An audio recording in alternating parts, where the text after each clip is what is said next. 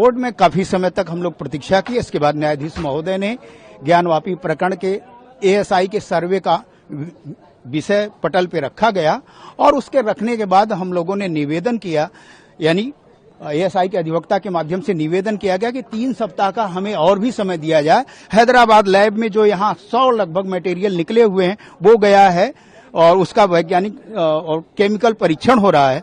दिल्ली में एक्सपर्ट जो फोटोग्राफ्स गए हैं वो एक्सपर्ट भी मांग रहे हैं कि उसका मुझे दिया जाए। तो ये सारे डॉक्यूमेंटेशन करने में अभी वैज्ञानिकों को समय लग रहा है। जो संस्थाएं हैं 3 भारत सरकार की आर्कियोलॉजी से संबद्ध और वो आईटी सेक्टर की हैं, तो उन आईआईटी के एक्सपर्ट भी इस पे लगे हुए हैं और वो 3 सप्ताह का समय अभी लगेगा। और कल माननीय न्यायाधीश महोदय ने कहा कि आप लोग सभी लोग आइए और इस विषय पर कल अपनी बात रखिए पुनः।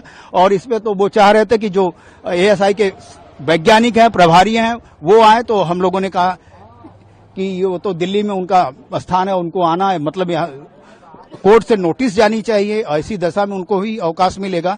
तो फिर कहा गया माननीय न्यायाधीश महोदय के द्वारा कि कल ही आप अपनी बात न्यायालय के समक्ष रखें।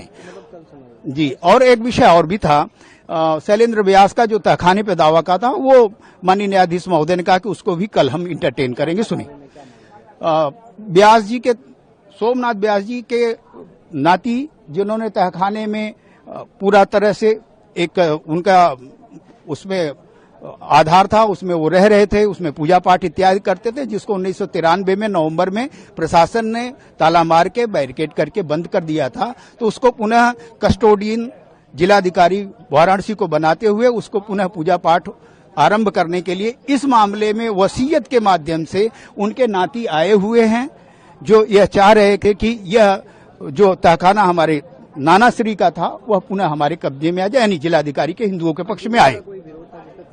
आज अंजुमन के इंतजामिया कमेटी के अधिवक्ताओं ने घोर विरोध किया कि ये हम लोग तो खुद आश्चर्यचकित हैं कि ये जो अंजुमन इंतजामिया इतने दिनों से लटकाओ भटकाओ अटकाओं की जिसकी महारत है, वो कह रहा है एएसआई की रिपोर्ट शीघ्र जमा हो, सबमिट हो, तो चकित है। और उन्होंने कहा कि शीघ्र करिए और इसमें नानुकुर और कोई बहानेबाजी कुछ मैनिपुलेशन हो रहा है। तो उस पर बताया गया कि नहीं, ये साइंटिफिक विषय है और उसका डॉक्यूमेंटेशन हो रहा है, वर्ल्ड लेवल का ये काम हो रहा है और उसको फूक फूक के एएसआई कदम रख रहे हैं। हैदराबाद के लैब में सैंपल गया है, ये बात कौन कहा? वहां पे एएसआई के अधिवक्ता ने कहा, जो उनको वहां से सजेस्ट किया जा रहा।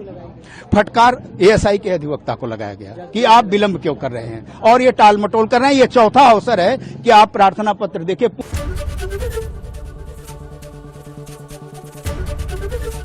एबीपी गंगा, खबर आपकी, जुबान आपकी।